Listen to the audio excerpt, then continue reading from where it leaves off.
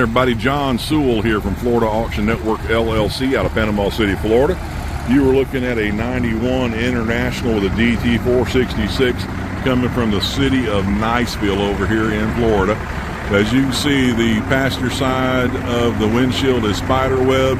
All of the tires are either in dry rot or bald. They need to be replaced. It is an operational truck according to the City of Niceville. We put jump packs on it, fired right up. As you can see, there's no smoke coming out of the exhaust pipe. The machine seems to be fully operational. It did take gear well forward and backward. As you can see, she's been sitting through the past couple days worth of rain.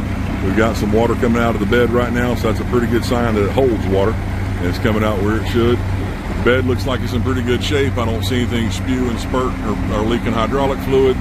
Like I said, operational machine, air brakes aired up, no problem. They come off, no problem. So as you can see, the tires will need to be replaced. The bed goes all the way up as it should. Seems to be a fully operational machine as the City of Niceville has represented it. Looks like she holds oak leaves pretty well. I don't see any gaping holes or any issues there. Like I say, it didn't pull water out until we dumped it. Seems to be an operational machine, as they say. You can hear that 2001 Sterling over my shoulder. We're going to pull it out next and do the video on it. Folks, my name is John Sewell. I am the owner and the auctioneer for Florida Auction Network LLC here in Panama City, Florida.